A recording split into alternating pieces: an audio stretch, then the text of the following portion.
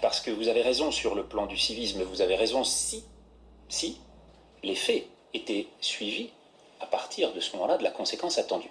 La grande question, c'est, on nous a dit qu'il y allait avoir une deuxième vague au relâchement d'avril, pas de deuxième vague. Qu'il y allait en avoir une au déconfinement de mai, pas de deuxième vague. Qu'il allait y en avoir une après la fête de la musique où il y a eu des rassemblements très larges.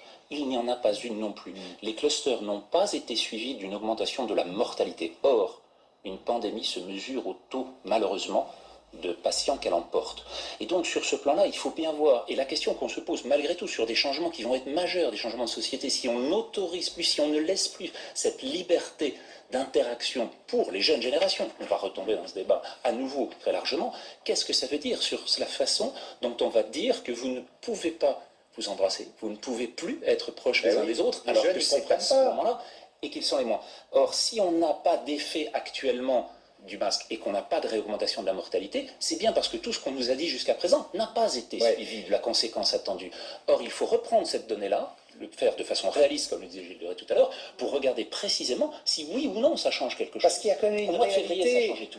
Il y a une réalité. C'est entre les zones actives et les zones inactives qu'il faut voir les choses. Si on est dans l'espace Schengen, si on est dans l'espace européen, sur lequel, comme je vous le disais tout à l'heure, on a passé, on peut revoir éventuellement les courbes de mortalité qu'on va passer tout à l'heure. On va en parler tout à l'heure, ouais. On va les revoir.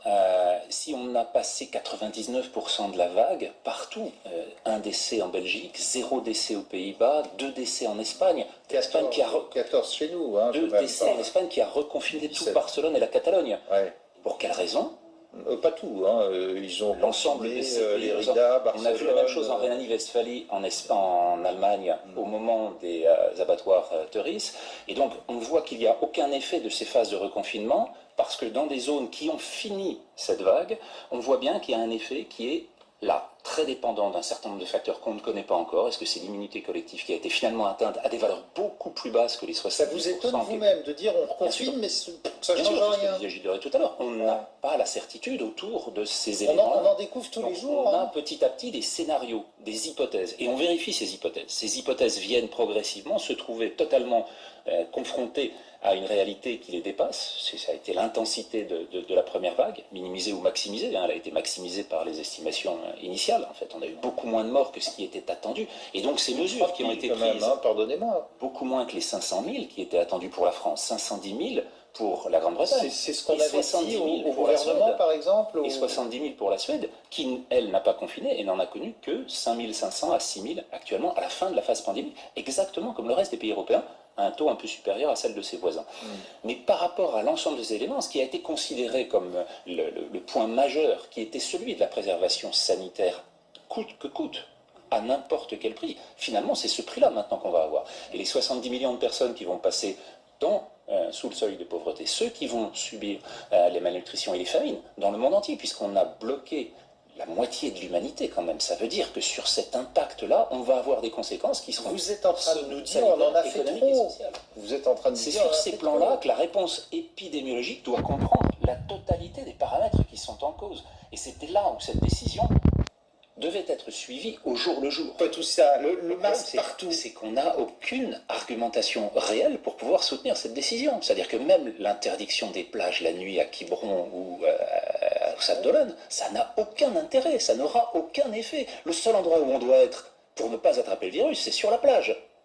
C'est justement là, c'est dans ce domaine-là où on va avoir... sauf si la plage est particulier sur les plages d'Atlantique. En particulier sur les plages d'Atlantique. On a eu ce débat au mois d'avril. Même Eric Combe l'avait dit ici. Ce qu'il faut faire dans l'hiver à ce moment-là, c'est déconfiner. Il avait dit que c'était à l'endroit où il fallait avoir le plus d'air possible, le plus de disponibilité, alors que c'était interdit à l'époque. On était dans un débat à l'opposé de la réalité. Mais le masque, la seule chose qui compte, c'est quelle est l'importance de la circulation d'un virus mortel.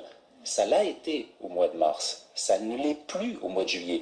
Or, prendre des décisions sous prétexte qu'il y a une augmentation du nombre de cas, parce qu'on va les chercher en Belgique, de la même façon qu'on va les chercher dans un très grand nombre de pays du monde, et cette augmentation-là, on la voit dans la totalité du monde, alors que le nombre, c'est-à-dire la létalité, le rapport du mort par rapport au nombre de contaminés, ne cesse de diminuer depuis 2 mois, dans le monde entier. Mais donc il a tort, Olivier Véran, quand il dit qu'il vaut mieux porter le masque. Il n'a aucun argument scientifique pour le faire. Et donc là, on est dans le politique. On est dans du politique qui est de dire, face à des situations, et vous le disiez... Il fait de la com. Il fait de la politique. Bah oui, me semble-t-il. S'il est ministre de la Santé, c'est pour ça. Et donc on est face à une situation dans laquelle la modulation du nombre de gens et donc du nombre de réactions qu'on va avoir va être l'un des moteurs de la décision. On n'a pour l'instant aucun élément qui permette de décider ce que l'on a. La réponse